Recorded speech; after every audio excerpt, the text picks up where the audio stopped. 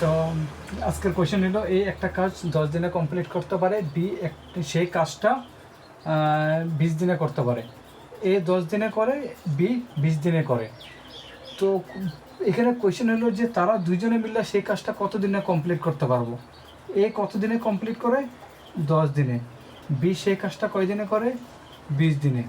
তো এক্সাম হলে সবসময় যখন প্র্যাকটিস করবা, প্র্যাকটিসের মধ্যে সবচেয়ে বেস্ট হয়েছে কি যে কোয়েশ্চেনটা তোমরা খাতা কলম ছাড়া করার চেষ্টা করবা, যাতে এক্সাম হলে তোমার কি হয় যে কম্পিউটারে যখন তোমার কোয়েশ্চেনটা দেখবো, ওই কোয়েশ্চেনটা দেখে দেখে তোমরা এটা কমপ্লিট করতে পারো একদম কম থেকে কম টাইমের ভিতরে। ঠিক আছে?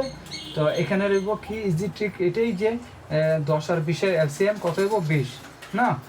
10 আর এলসিএমের যারা এলসিএমটা বুঝে না তারা আমার আরেকটা ক্লাস আছে, ওই ক্লাসে যাইয়া, যেটার মধ্যে এলসিএম আর এসসিএফ এর ক্লাস আছে, ওইখানে যাইয়া বুঝতে লইতে পারে। ঠিক আছে? এটা হলো 10 আর 20-এর এলসিএম হইব কত? 20। 20 তো 10 কয়বার যাব? 2 বার। আর 20 একবার, 3 বার।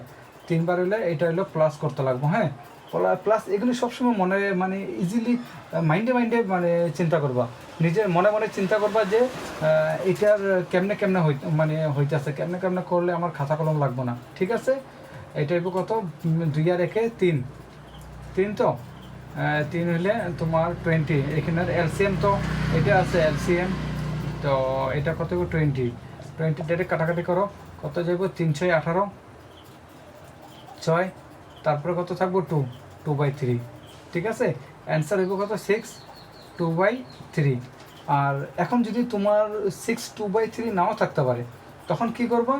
3 3 6 18, এটা এক্সট্রা দেবো। হ্যাঁ, 3 6 18 থাকে কত? 2 থাকে, তো আবার পয়েন্ট দিয়া 0 আনবা 6, তো 0.66। হ্যাঁ, আর যদি তোমরা লাস্টের দিকে যেতে চাও তো কত হইব? 6.67। এগুলো তো সবই জানবাই।